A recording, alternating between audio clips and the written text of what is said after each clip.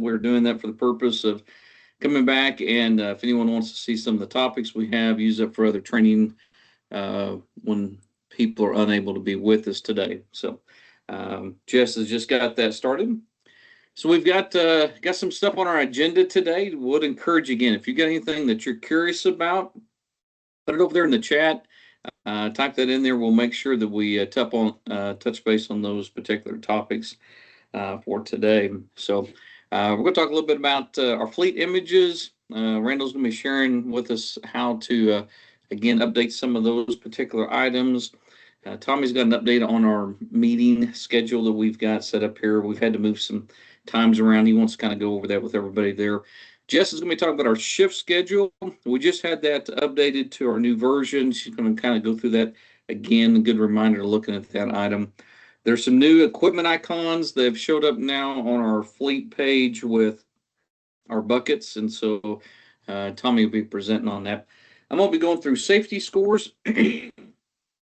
Again, that's been kind of a topic here of interest lately. So I'll be going through those. Leave request, talking about a guaranteed leave, non-maintenance and people, how to do a leave request. Actually, the calendar this Monday was not working right yesterday morning, but they got that fixed now. We're doing kind of a high level crossing midnight again, touch base with that, and then we'll talk about coding next week for Christmas Eve holiday. Time it allows, we'll have time at the very end to just go over work plans and talk about through some of those items. So that's kind of our mantra for today. Appreciate you guys joining us. Again, anytime, just raise your hand or just speak out if there's something that you're curious about, or put it there in the chat. With that being said, Randall, are you with us this morning? I am with you for a little while. Yes, sir. All righty, man. All right. I'm going to share my screen. You all should be seeing that now. If not, let me know. But we're going to start off on something a little light this morning. We'll look at some fleet images. So it's just kind of a reminder of the new functionality that we have there with the fleet. The views are a little bit different, not much. Remember, we're trying to keep it as close to the way it was before, but make some improvements for you all. This is for supervisors only. They're the only ones that have the ability to upload fleet photos. So I'm logged in as a supervisor. And if we go to the fleet and then fleet status, notice the buttons have changed a little bit. Instead of having the little check mark to do the view images, now we've got a button, makes it a little more obvious. And then we've got the upload fleet images button. So let's view the images and look at this page. It's laid out a little differently than it was. They're all kind of in a row now instead of the little boxes that we had before. The sorts and filters are a little bit easier to use now. So our downed equipment is still at the top. However, now if you search for a unit, whether it's down or available, it pulls it up in that search. So we just got one row of search and makes it a little bit easier. So most of the units for this org have their fleet images there. However, we've got some non-fleet stuff. So let's search for a mower. Most of the time mowers aren't going to have an image. So there's one that's got no image on it. So for a supervisor, if they want to upload an image for a piece of equipment or delete one and kind of maybe update it a little bit, they have that option. So we'll just go to upload fleet images. We need to enter the unit that we're going to be updating it for. So in this case, it's that mower, and then click select fleet image. And you just pick any image file that you have. I think it can be a JPEG or a PNG. This one's a PNG. So we select that and notice it puts it right in there. So it just puts it in there for you.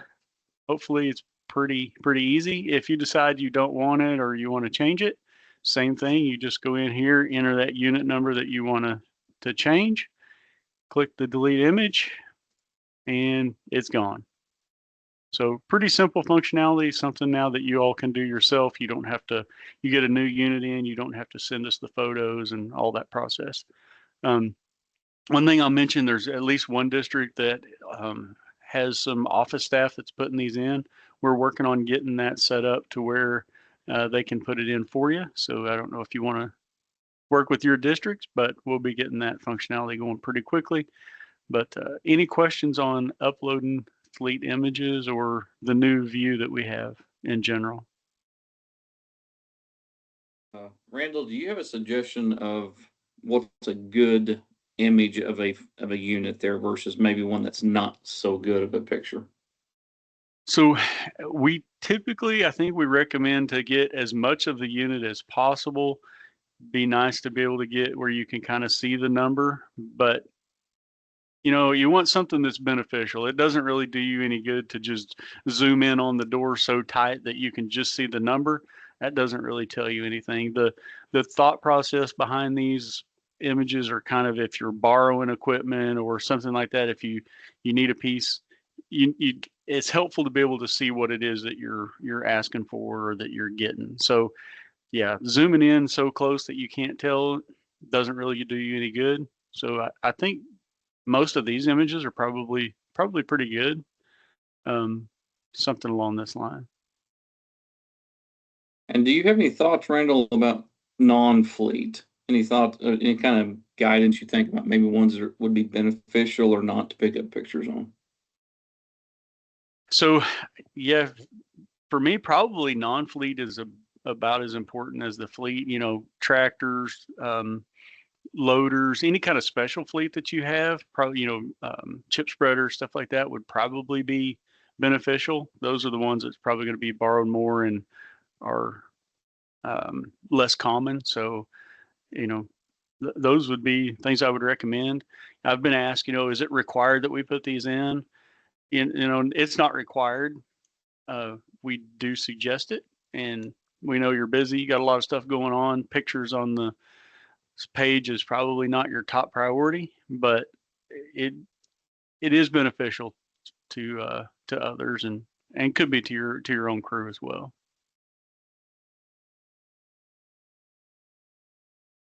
All right, I guess I'll turn it over to whoever's next. Thank you. Thanks, Randall. That'd be me, Tommy Cottle, with a dedicated team. I'll quickly want to talk about our training schedule this month. I'm going to share my calendar. Actually, I'm going to share mine and Michael's calendar. So we've had an issue with Outlook on rescheduling the December training. As you're here today, so you've realized we moved that training up due to the holiday season. But the thing that we've not been able to do is delete these. I was not able to delete these from everyone's calendar. So if we look at Michael's calendar, you can still see that he has the training on here on the 31st. That's going to be canceled because we are doing this today. So you can go into your calendar, you can just delete it off your personal calendar. But we, the dedicated team, we don't have a way to delete it from everyone's calendar like we typically would. Something happened with a meeting invite, and I don't have the control, even though I own the meeting. So there will be no training on the 31st. If you can, go to your own calendar and delete it off there, if that'll help you. Jessica's taken over the scheduling for training going forward, and she's reset up a whole new series starting in January. So there shouldn't be any issue going forward. But for whatever reason, we had a problem with November and December. So I just wanted to quickly tell everyone there will be no training on the 31st. There was some confusion last month. Thank you.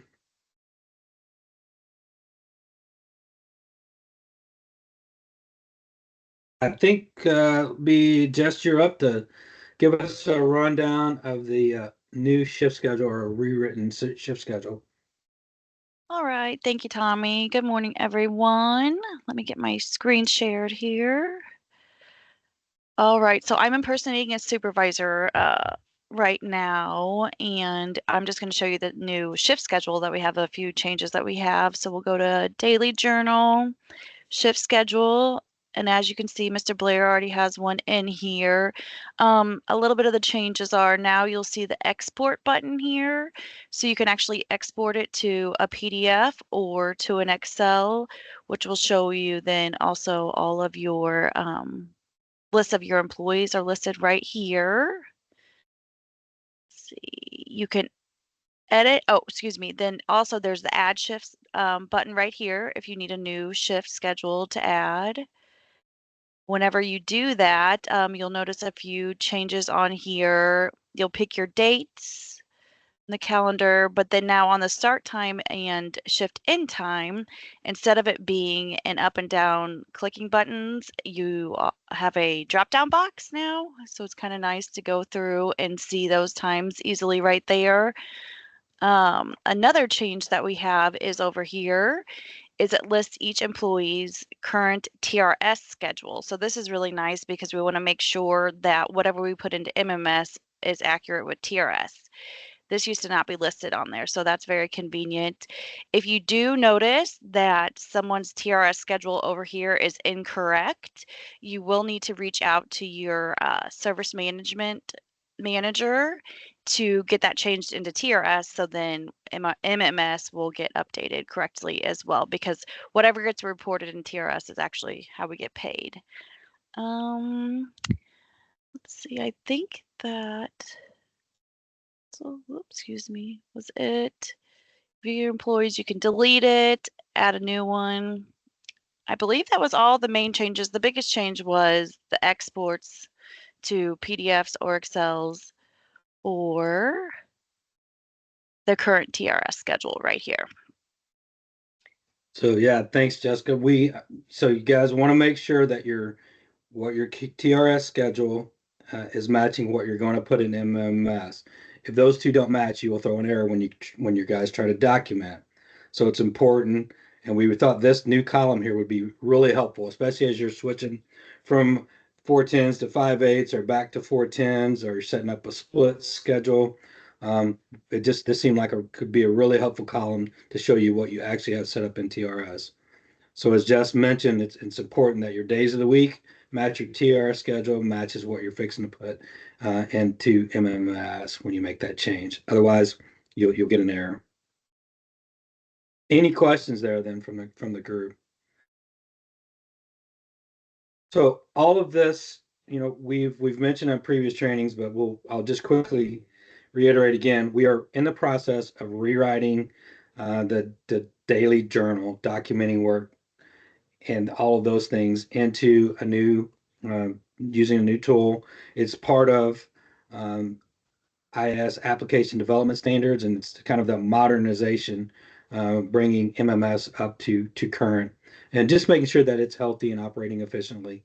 So we are trying to change the look and feel as little as possible. We're not making any changes just to be making changes. So just the way like the time picker looks a little bit different, but that's just the new tool that the developers are using. And actually, it looks pretty good, and it is functions virtually the same, just a little bit different. So drop down, pick your time. So as we're changing and updating these pages, we're trying to be very diligent about not making unnecessary changes and throwing off the way it looks and feel to you. So more will come. We're starting them through all the pieces, documenting work labor, equipment, materials, summary, review and submit. We'll be working on those. We've actually started working on those for the next several months, and there'll be changes coming, but should be for the good. It'll be a healthier app. We can make it more efficient and just do some of the things, some of the problem pieces. Any questions then? All right, kick it over, and I think it is myself. So this past Friday, we deployed a couple new equipment icons. I've already got them up on my page. When we switched from faster to fleet focus, they split special fleet into miles and hours. And you may have noticed there was there for a month or so. It said special fleet miles and special fleet hours, but we did not have an icon with it. But we didn't realize when they switched it to separate numbers, it was going to mess up the images. So we've got that fixed. There's those two new images. When you're documenting your equipment, if you have special fleet, you'll have one for miles and you have one for hours. We just simply want to point that out, that's now a working icon.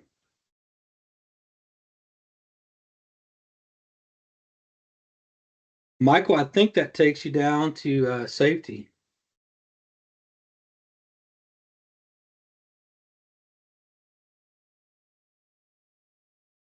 All right.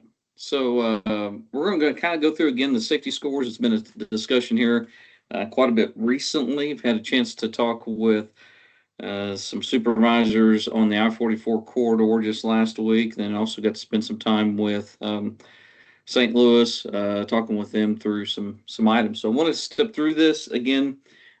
Just reach out or holler if some of this is not quite making sense here. So I'm going to share my screen and turn my video off here.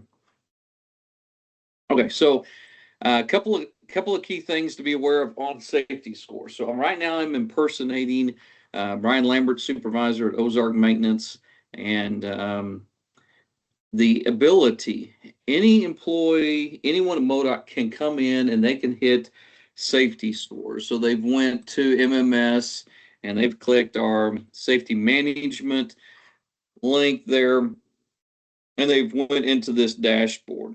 Okay, and so any employee has access to that. What shows on this page is particular to some things that you have. So you'll notice at the top of the screen that Brian has got a data sheet, he's got a training data, and he's got a quarterly report. Those three buttons right there are only for individuals who are assigned a supervisor. So I will use the term, sometimes I'll say engaged supervisor. HR in our profiles as employees, at HR's system that they keep up with all that information, every employee is assigned a supervisor.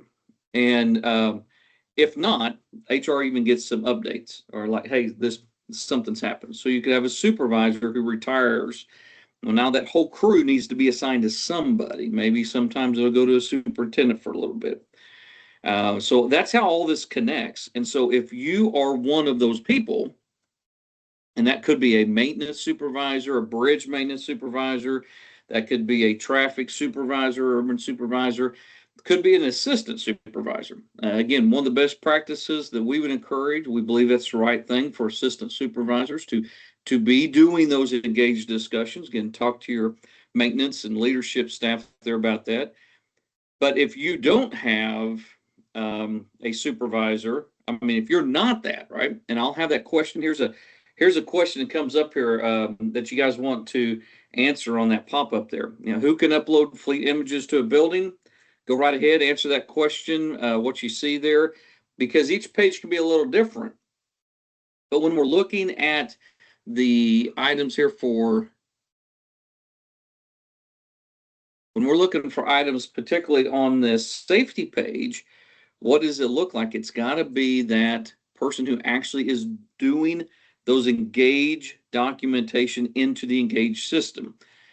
Even though you might have the title of assistant, if you are not doing that, those are not going to be there. And I've had this conversation multiple times with different people there. So that's what I'm trigger first, is those particular reports. So for an employee, senior employee, intermediate bridge employee, traffic, construction, anyone, if they come in here right now, they cannot access even the training data sheet here on that. I think at some point here in the near future, we're probably going to be changing that so that they can at least see their own, but right now they're unable to. So if you look at the score, again, this is real time. This is Southwest scores, again, from high scores to buildings that are in red. All of our districts have a couple of buildings in red. Right now, I think we're just a little bit less than 30 buildings. There's a lot of discussions, a lot of people reaching out to those buildings, just what needs to happen, does need to change. If there's things going on in those buildings that just needs to change, what's there? So that causes a lot of questions. So let's kind of step through what makes up a score. Okay, so again, Ozark here, you can only see your own score. So when Brian comes in here, the only score he can actually see that's a breakdown of his is the score for Ozark. Okay, now he can hover over any other buildings and he can see the overall score, but the only breakdown he can totally see is the building that's assigned to him. A superintendent, they can see all of their buildings. Superintendents can get to all this data. I like to definitely make sure I bring them up because they are always able to see everything. So sometimes if it's like, hey, I can't get to this, get a hold of your superintendents. They have that access. They have that ability to go in there and see those particular items. So when we look at our scores, the overall score that you see, it goes down through an order, and it's the same order that's listed here above. Recordables are first. They're worth 5 points. Okay. How do you understand what that data is? Supervisors, go to your data sheet. I'm just going to bring over this data sheet here of Ozarks. So this is the data sheet. This has everything that you could ever want to know about this information. So they're in tabs at the bottom. The very first one deals with the recordables. Okay. Now you'll notice in Ozark, this is 3 years worth of data, and we put that right there. Recordables vehicle incidents, we look at 3 years worth of data on that. Recordables are worth 5 points, vehicles are worth 5 points. There's a reason there's that small amount there, but we wanted to bring everything in historically into that particular graph. Now I say this was built with safety management, deciding where do we need to capture this, what do we look at, what does that look like. We had definitely our leadership executive team, so a lot of things went into deciding these. Supervisors, look at this data. Okay, no docs do not count. We're looking for work comp, medical situations like that. Look through the information. Make sure it makes sense to you. Okay, that's the work comp side. Recordables. Okay, so I look at vehicle incidents. That's the next one. You're going to notice, again, we're looking at 3 years. These are all vehicle incidents. That could be third parties involved. It could just be us. It's everything. Again, how much is it worth? 5 points. 3 years worth of data. Everybody's in that. You know, if I was a part of MoDOT and I've left, I'm still in those numbers. Everything's there. But again, it's worth 5 points. How's it calculated? Well, it's based off of basically how many incidents have you had per 100,000 miles driven. Look through these, read through them, make sure those are really your people. Those sometimes, guys, accidentally could have been sent to your org. So just read through that. Supervisor, I think if you do this once, look at these things, you'll get a good handle about, is there something accidentally been put to our building that shouldn't have been? Call your district safety health officer on that. So you'll notice in Ozark, they've had 27 incidents that involved a third party was somehow involved. They've had 13 that were their own. So we're looking at 40 vehicle incidents. We used kind of that thought of, okay, if we were doing a State Farm app, driving safety, I've had 40 different incidents that have occurred, and I've drove 590,000 miles. That's what we're trying to basically come up to. So we divide our mileage by 100,000, and we come up with basically how many incidents per miles driven to give us this score. And so that's where the vehicle score comes from on that particular deal.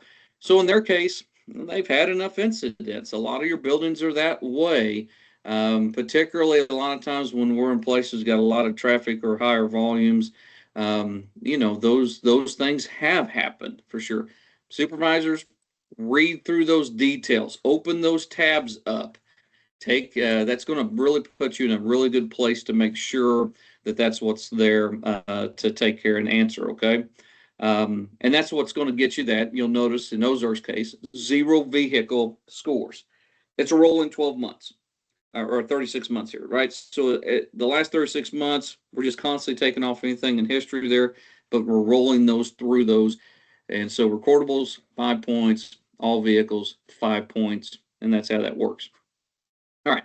So you probably have a pop-up there on your screen. If you've set up shift schedules, do you think the new TR shift schedule will be helpful? Go ahead and vote on that. You bet. Oh, absolutely.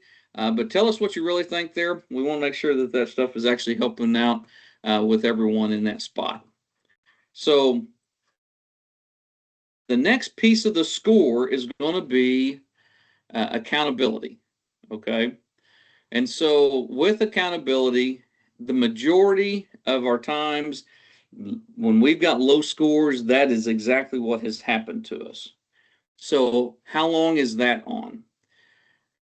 Accountability is for 12 months, backings 12 months, slip trips falls 12 months, strain sprains 12 months, Those are 12 months. And again, it's just real time, right? We're going back to December 16th of last year, 17th of last year, just 12 months, and it's rolling there constantly. Accountability is heavy, and it was done intentionally. So these are only safety disciplines. So a person's been disciplined, whatever that might have been, safety violation, maybe something with their driving that they did, seatbelts not wearing, speeding. And as soon as that hits us, right, it's on there for 12 months based upon that accountability. We do not give any data on this to anyone. All we do is we just say what the score is. Supervisors, you know what's happened in your buildings. We don't call out people's names. Their names aren't on a spreadsheet. You just, if there's something there that you want to ask about, get a hold of HR, please. Now, a couple of questions come up on this one. This is the only score that if an employee was terminated based upon a safety violation, that their historical for accountability only, we remove that. So Mike Middleton, I've had a written warning because I didn't wear my seatbelt or I was speeding. I come around again and I do something again that I shouldn't have. Safety violation. I'm not doing something according to our policy and procedures, making safety first and priority, and I am terminated because of that. This one piece of data, we are going back into the archives and we are removing any discipline that was impacted to Ozark score based upon me because I ended up being terminated. Okay. Keith's there. The person was terminated due to that safety violation. If a person just leaves or something, those are not automatically coming off. Okay. But you have those opportunities, have those discussions with your supervision, talk about that. Should it be, should it not be, what that is. But we are removing terminations. Again, they are safety disciplines only. It's based on the employee, stays on 12 months. So the next particular item is backing, slip, trips, falls, strains, sprains. To find the backing, what you need to do on that is go again, get that safety data sheet, bring that safety data sheet up. You likely as a supervisor know exactly how many backing incidents you have, but go take a look at that to make sure. You're going to need to look at both the VA tab at the bottom and the EVVA tab, okay? And what you're going to do, I don't want to make you guys sick, but you're going to be moving this spreadsheet over and you're going to end up looking for like this vehicle activity code, vehicle activity. It's these right here. Basically, you're going to be, if it was backing, that's where that particular thing is going to change. You can put a filter on that column and go looking for a backing incident. That's what you're looking for, okay? So Ozark right now does not have any backing incidents that have occurred due to third party. The next one is do the same thing on the EVVA side. Scroll that over there. And don't want to make you guys sick, but take a look at that column and be looking at what kind of incidents. Are there any of these incidents again that dealt with backing? And that will help you really flush out, have we had one for sure? Those are really good things to chase down. Those, again, backing incidents, the way that those impact your score, they are worth 2.5 points each. So basically, backing is worth 5 points total, right? If you have 2 backing incidents in 12 months, you lost all 5 points, okay? It works the same thing for slip, trips, falls, strain, sprains. They're worth a total of 5 points for 12 months. You have 2 of them, you've lost those 5 points until those 12 months have went out, okay? So, hey, if I hit a pause for just a second, you'll notice that we've got a pop-up there that shows. So who is our newest MMS help desk person? Who have we picked up here recently? So again, we appreciate you guys just kind of, we want to make sure that we're sharing information. So we'll see who is our newest that we've picked up. Please reach out if you know that person, and we want to make sure we're giving you great customer service with that. So slip, trips, falls, strain, sprains. Those are always going to be on, again, it's on your data sheet, but they're going to be on the see if I can get back to my data sheet. These are all going to be based upon the work comp, these incidents, right? People getting hurt. That's where you're going to find that particular piece of information at, is going to be right over there in that work comp incidents. Encourage you guys, take a look at those. They're a little bit more challenging when you take a look at those situations, because you're going to end up having to go over here and you're going to have to look at, it's a code, and it's going to talk about where they hurt and what was that. So it's like a pull and slip, trips, and falls, but it's going to be in this type of injury right here, okay? And that's where that data is coming from and looking for. So use those pieces of information, look at that. That's going to help figure that out. So here's the example. We have an employee who backs into something, right? And so they get a safety disciplinary action. They got hit, that took 5 points. They lost 2.5 points because they backed into something. These things can easily compound. So again, some of our buildings that have got low scores, once that 12 months over, they can see a big jump, right? But understanding, where did that come from? Taking ownership of that. That's what's happened. What have we done differently? How do we make these things better? How do we address it as a building? It was built all intentionally. This is about the building. And what's the building doing? And how are you guys as a team coming together to make sure you're working safely every single day, and what is being done there? So Terry Shakes has got a question here. Terry is asking over here, we have some instances where one of our trucks is borrowed by another org from March to November. How can we change AVL for that truck to be to the borrowing org? Great question, Terry. What you can do on that is get a hold of General Services, and all they do is just change it from assigned to your org to another org. It's as easy as that, particularly for fleet that are moved for that long a time. Actually, General Services wants to do that, from what I understand. When you move fleet around, they really want that assigned to the right org. It makes it easier for everybody as far as documenting, and that's pretty easy for them to do, is just move it to another org there. That's a great question. Gets hurt. So when you look at those, give us a call. Again, strain sprains is probably the hardest one to kind of figure out those codes. All of that data is up here in this safety score calculation. So if you click on that, we tried to go through here and explain how each one of these are scored. I don't know that we did the greatest job on this. We thought it made sense, but every time I look at it, I wonder if it did or not. But we explain how each one of these are calculated, how recordables are calculated, and slip, trips, of falls, where the data comes from. Right there is strain sprains, all the different codes that make it up. But give us a call. That's why we're here, to help out with understanding that information. Percent trained. Okay, so let's talk a little bit about that one and AVL. But before I go into that, though, let me stop for a second. Does anyone have any questions when we talk about time frame? Recordables of vehicle incidents, 36 months. Everything's there, whether the employees are gone or not. It's still there. Third party, all it's in there, but each one's only worth 5 points. Accountability is huge, really big, 20 points. Only safety violations. If you're curious about, is that really the right thing that should hit us, call your HR department, have them look at the database. Backing, slip, trips, falls, strain, sprains, 5 points each.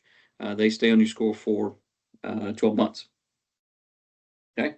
Any questions before we go into required training? Hey, Mike, this is Tim Williams. Yeah, Jim, go right ahead, man. Hey, so you were talking about terminated employees. Is that being done now, or is it already done as far as being removed? Yeah, we've had that for probably a good, I don't know, maybe 7-8 months. And so, okay. If again, it's kind of like, man, that building really shouldn't have that low of accountability. I would encourage you to reach out to your HR department. They can look at the database and just say, hey, can you help me for sure? how many safety violations have really occurred for this building in the last 12 months. And so there really should be, we should be handling that right. And if something's weird, just give me a call. But yeah, we might have actually done that last January, February, but it has been that way for a good amount of time now. Good question, Jim. Thank you, sir. Hey, Tommy, throw Jim a candy cane just in case, we reward those guys. Appreciate it. Right? You betcha. You betcha, buddy. All right. So let's talk a little bit about training. Okay. So we've had a lot of training. You guys have worked through a lot of things there. Again, I do think we need to make an update here that employees can come in and see this, because the nice thing about this training piece is that it is based upon what's required for your job title. So again, I'm going to show Ozarks. These guys probably get sick and tired of me always using them as one of the examples, but great group of guys. I'm fortunate they let me hang out here in the closet every once in a while. So when you look at this report, I kind of minimize some of the columns, because really what I want to get to, I want to be able to see employees' names, and I want to see what was required and what's been completed. Okay. There has, in the last 4 months, 5 months, this has come so far in getting the information in here. So again, I get it, supervisors. If any of you guys still in a place that you're frustrated, please, the central office safety training, and Jess or Tommy, if you wouldn't mind just putting that in, maybe that email into our chat over there. It's I think it's it's safety and emergency training, I think, is their email. If you guys go look that up, please reach out to that group. Michael Todd's the supervisor. Jenna, Ryan, Matt, I think, are all involved in that. They're the ones that's trying to keep all this going and moving. If you've got anything, I know they'll want to talk with you and kind of chase some things down. But where we're at right now is this data is as good as what was in movers yesterday. And so we get an update every morning at 4 a.m. from them. So when I look at a position, so for instance, let's take a look at a maintenance worker position, and I'm just going to pick one employee here. There's a couple of new employees here at Ozark. Okay, so this is Mr. Curlin. Okay, he's a maintenance worker, and if memory serves me right, I think there are 30 different required courses for a maintenance worker. That's quite a bit, right? Now, when they come to work in MoDOT in that first week, there's like 9 of these that get taken care of in Gear Up. I think sometimes I'm looking at some of this data, some of them looks a little weird, I don't know. But you'll notice, for instance, Mr. Curlin, right here, hire date was 4/1, right? But if you look, again, he's got a lot of that stuff. There's cargo trainment 4/5. So realistically, when you think about it, that was his Gear Up week, right? And that should be pretty reflectant of just about everybody that comes in. So you want to be looking at that. Now, again, I think we've went through a lot of kind of bumps and hurdles this summer with the new mover system and kind of getting stuff squared away. But realistically, we should be somewhere around that 9 to 10 of those 30 classes taken care of in that very first Gear Up week.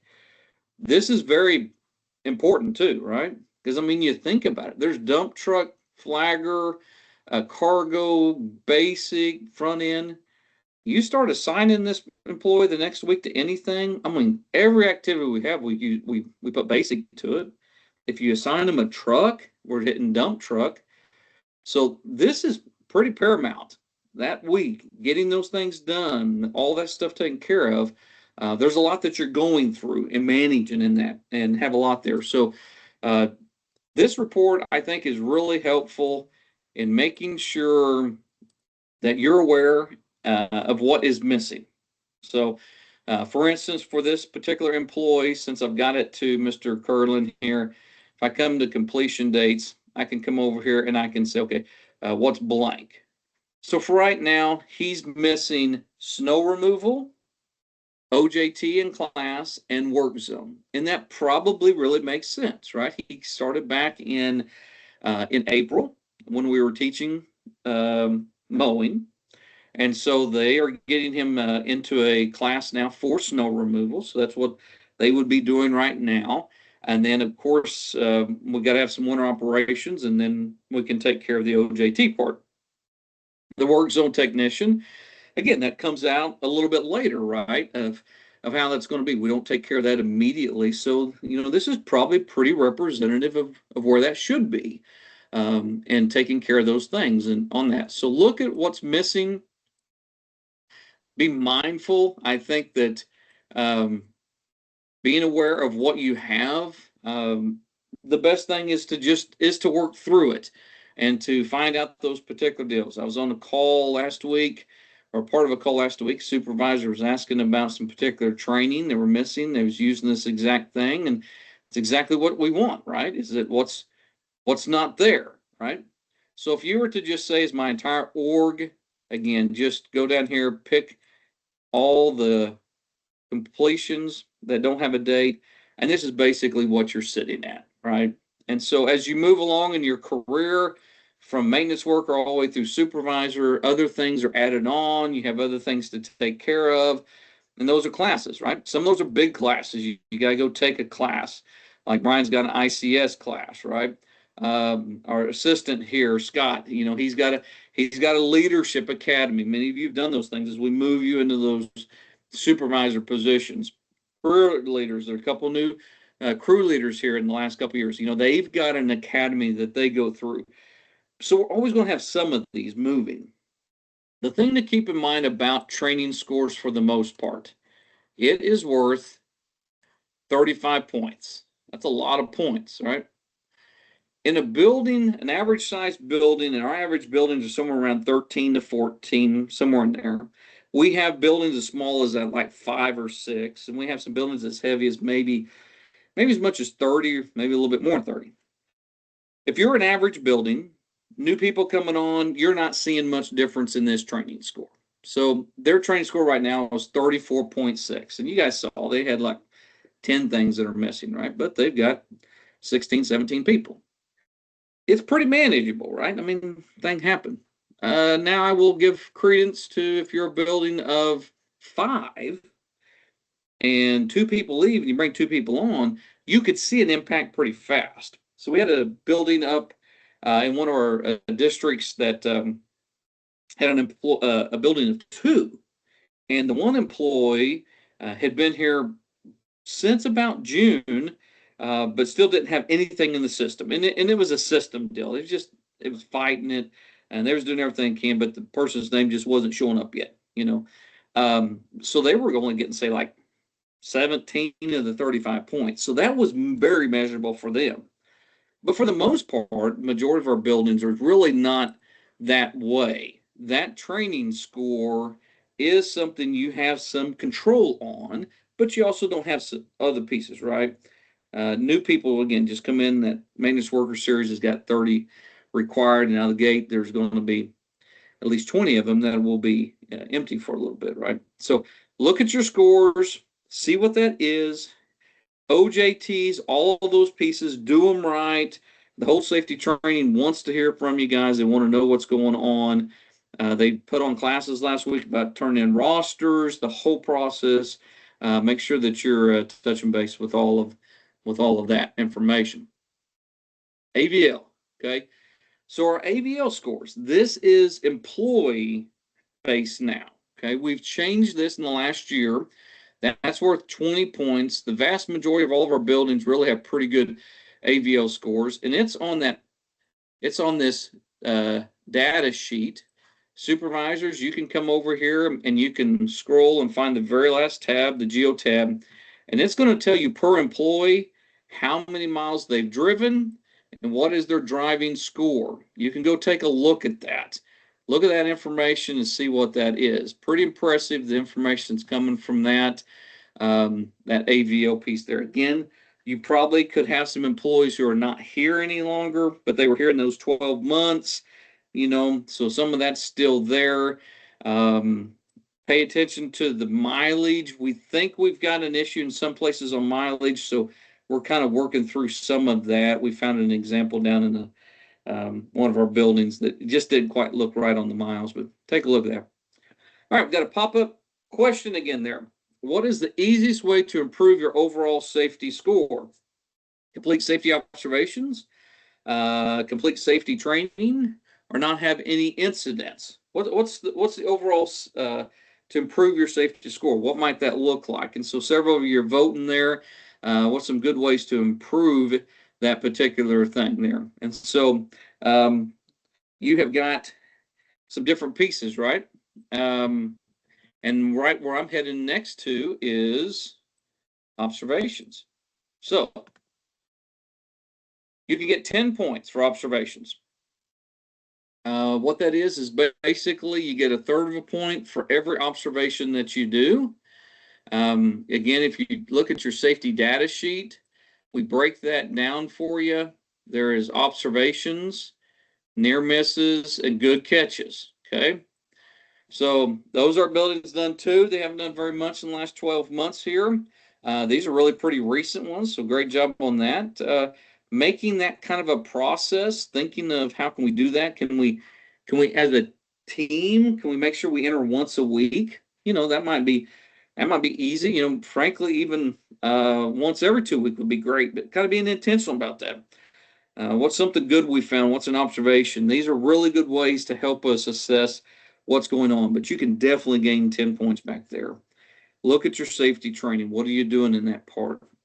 Overall, just how do we do our work?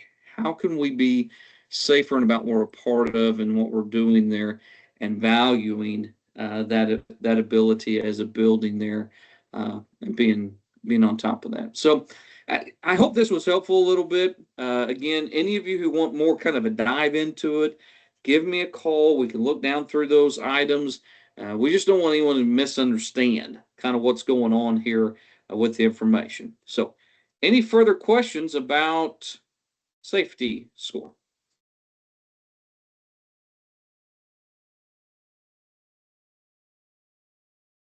All right. So we're going to shift slightly just for a few minutes here. So the winter is upon us. We had a little bit of winter that came through there the weekend after Thanksgiving, kind of right down the corridor of I-70. Pretty good storm, realistically, came through there. And so we've already had that first round of pieces there. Looking out right now, you know, we had a little bit last Friday night into Saturday. I think we had just a little bit. We were activated. EOCs were. And then we've got some maybe looks like a forecasting out this coming Sunday night, maybe a little bit of stuff. So, you know, our hope and prayers that we can all make through the holidays and there's not winter, but you know, men and women like yourselves, that's why we have the jobs we have, right? It's the traveling public to keep them as safe as we can. So talk a little bit about some crossing midnight again. I'm not going to go very much in detail. Just more than anything, just making sure that to step through those pieces, supervisors, just be mindful of what that really looks like when you go to your review and submit. Be mindful of looking at those employees and what do they have showing up on that review and submit there.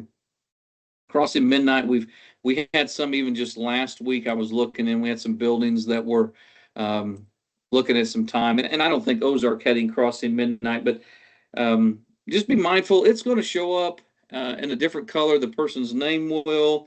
It's going to have CM written there beside it.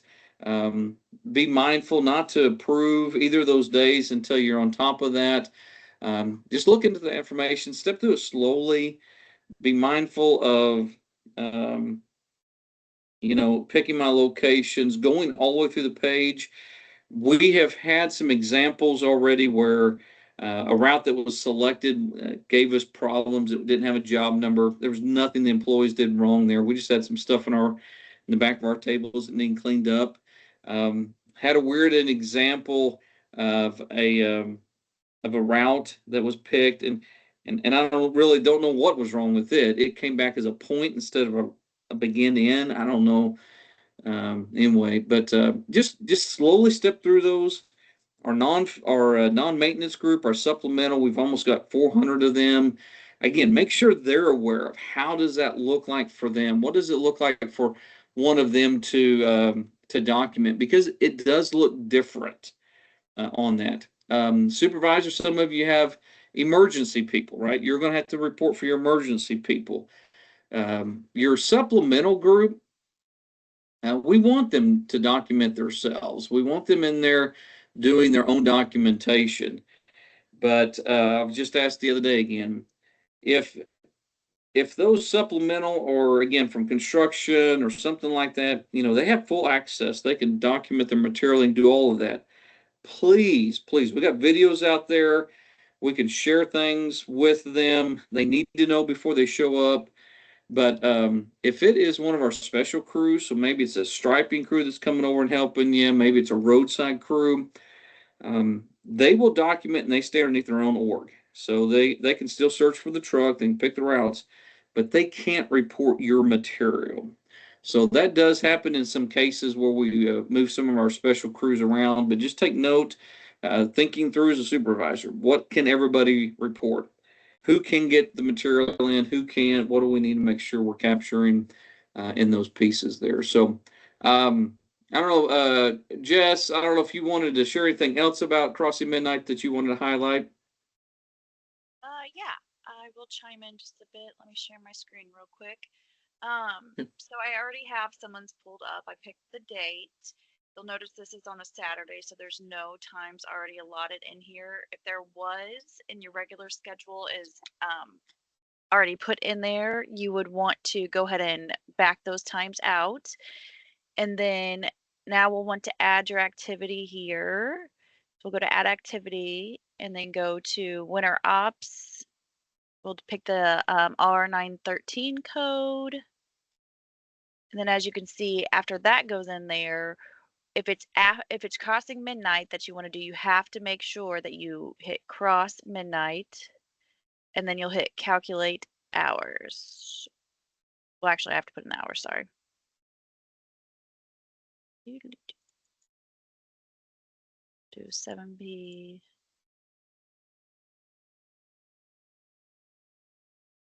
So we have 7 p.m. to 7 a.m. We have our crossing midnight for our activity. Now we'll hit calculate hours. Then it's going to ask you, were you required to work during this time? Yes. And then everything should populate as it should. And you will see in the yellow, if something is wrong, you'll get a message up here and you'll want to see kind of what you need to change there. Sometimes if you don't have the times fixed up here correctly, it might block you and you'll have to, you can adjust the market adjustment right here to match the hours for right here. But this one, if you do it that way, normally you shouldn't get a message like that. So just a reminder to make sure that you add your activity and go ahead and then make sure that you click the cross midnight and then calculate your hours. Otherwise, it might throw you an error code. That's all that I have for it. All right, thank you. Appreciate that. So one of the things there with Crossing Midnight particularly, it seems to be more challenging if you assign that night shift. So, we talk a lot about making sure thoroughly want to document or assign our work. Okay, and so do want everyone to be aware of. There's a lot of things we're looking at right now in assigning work. Intentionality. We need you as supervisors, crew leaders. Everybody's getting a role that we can, right? Get that person in there who's driving the TMA, who's operating the chainsaw. Get in the person who is taking care of being the work zone coordinator, who's the lead. You need to be able to look at that. We've got significant steps we need to move forward with. The other piece is pick your trucks, do your fleet. Winter, particularly 913, 914 at night, makes it complicated if you assign ahead of time. Many times it's best to let the employees pick their own. But as supervisors, get out in front of this, go assign everybody in your building and know what are they missing. This shouldn't be any kind of surprise. You can do it again today. Go assign everybody 913, 914. Are they missing OJTs? Are they missing loader? And when I say everyone, pick up your um, your help for supplemental help. Get all of them checked out. Make sure everybody's squared away. Your hourly people, emergency people, now they only require a couple of courses, but everybody else, it's 12 courses: loader, basic, dump truck, radio, securement, and all the OJTs that go along with those. So actively be on there and take care of those. So great job, Jess. Again, we do have a link there that is a Crossing Midnight help link.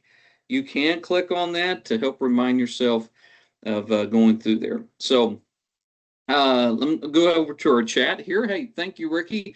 Ricky's question was, when was the question, did you take a meal taken out after asking if you were required to work? So Ricky, we've had that gone probably, I know, all last winter, maybe the winter before. What we've done is when you cross midnight, we automatically remove 30 minutes from the morning portion. Okay. And so in the case here, we worked from 7 till 7, I think it was. There'd be 5 hours here, as you can see calculated on Jess's deal. 5 hours was on the night. If we went to the next day, there'd be 6.5 on that next day. So we've done that to follow policy. Matches exactly like that, right? And make sure, because we're advocating everybody takes a lunch, right? We got to stop. We got to take a break. We're not in a truck running for 12 straight hours and doing nothing but that. When that's been directed to them, you as a supervisor told them, do not get out of your truck for 12 straight hours. Take ownership of that. And then also take ownership that they need paid for that full amount. MMS is not the one that's shorting people time at all. Make sure if they've done nothing but in a truck for an entire time, then you're going to be the one advocating for exactly that kind of effort and what was told for them to do to never get out of their truck.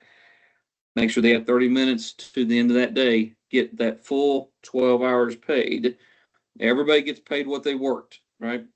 But again, that would be something that needs to be the far exception, that we are not getting out and walking around and taking a break. Not real good, but great question, Ricky. We've had that probably, I'm not sure if it hasn't been 2 winters now, that we automatically take the 30 minutes out of the morning portion there. Danny, hey, appreciate Danny reaching out. Why isn't the calculate hours button at the bottom of the document worksheet if you're following from the top to bottom? That's a good question. So winter operations is kind of the only one that we encourage you to pick your activity. Well, I mean, realistically, you put your times in, start, stop time, go down, pick your activity, do that check mark, then come hit calculate hours. All the other activities, you don't have to go get that check mark first. And so you really can do begin in, then calculate hours, because the vast majority of our activities are already assigned. So that was kind of the weird deal, right? So Danny, you might not see as much of kind of our normal flow. Normal flow, employee comes in, I'm assigning an activity, I work my normal hours, I hit calculate hours, and I move on. It's just the winter here plays a different piece in that flow. But you're right. I mean, it seems like what I'm saying here, I'm kind of jumping to the bottom and coming back up. Exactly right. But that is for the exception of the winter. And I don't know, I don't know if there's a way we could flip the view of the screen when we pick 913, but that would look weird, right? All of a sudden I pick 913 and my page looks different. But no, very good question. It's just that's not the same flow we use for virtually everything else what we do. So I hit that crossing midnight. Good question. Any other things there? Yeah. Michael, this is Dawn. Another thing that we had a lot of calls on because they did work on Saturday was Sunday time. Just a reminder that if your employee works crossing midnight on Saturday and they come in on Sunday, or they don't come in on Sunday, then their crossing midnight is not going to appear until that employee goes in and clicks through each one of those pages to say, yes, I worked from midnight until 6:30 a.m. or 7:30 a.m. or whatever it was, then it will show up for the supervisor to approve. And another thing is that when you have crossing midnight, you do not want to approve that next day until you make sure everyone has documented and that like if they're going to come back in that night, you don't want to approve Sunday's time from Saturday's time from Sunday until Sunday night's been done. So you want to wait until Monday to do that next time. Those are just a couple of things we had calls on. Absolutely. So like in this example, Jess has got there. Thank you, Don. You know, Jess started the 14th, the night part, right? Supervisor, some of you tell me, hey, I want the employees to always go take care of the morning portion. Well, however that works, you just need to communicate that. There's a time and place for those, right? So if we are consistently working a bunch of just night shifts, well, they're going to come back anyways. They're going to step through it. Just to finish that morning portion, right? You got to figure that out. Sometimes I'm not sure if it isn't better for a supervisor, crew leader who's doing the time to take care of that. But yes, just like Don says, crew leader, supervisor, those who submit, you have, I think the vast majority are very disciplined in it. Don't get, in a hurry and just push submit there. Don't. Make sure they populated correctly. Everything's come across. The next morning's done. Absolutely. And you guys got a lot going on. Absolutely. But just be mindful. Absolutely. Okay. Christmas Eve here. Tommy, you want to share something with us on that? Yeah, so we just wanted to there was a letter or email that came out from Ashley Halford, our Human Resource Director, about using LWPAA for 4 hours of administrative leave on Christmas Eve. This email was last Thursday on the 12th at 7:51 a.m. Please go pull that up. It talks about who's eligible or how to look and see if you're eligible, what to do if you're required to work, just the rules around that. But our understanding is that we're going to mainly have to put the LWPAA in. It will not be automatically put on our timesheet. So go find that email and read through that and make sure you understand it, or talk to your support service managers. I'm sure they will be communicating, sending you reminders coming up. But I know they do a great job communicating with you guys. But we just want to take a minute, point out that there was an email. Go find it, make sure you understand how you're supposed to code this. Okay. Well, we'll look at work plans next time. Basically, all the districts got their work plans in there. Great job paying attention to that, actively planning. I think this is the best year we've had planning our work. So, hey, I hope everyone has a great holiday. We will be staffed and answering phones next week. We're all kind of taking some different times off next week. But if you need something, please give us a call. Reach out to us either on an MMS line. Use the Teams MMS. Reach out there. Tommy, Cherie, Randall, and I, Jess. Cherie's working some days a week for us. When she can't, she come back as a hourly person there. But Jess is really coming up to speed. We got her starting to answer some of our calls there. So please give us a call. Let us know. If there is winter events occurring over the holiday season, we'll intentionally make sure we do have people here available and how we handle that particular stuff. So, hey, I wish you guys the best. Thank you for everything you do. Be careful out there. I just have a great time. See you. Thank you.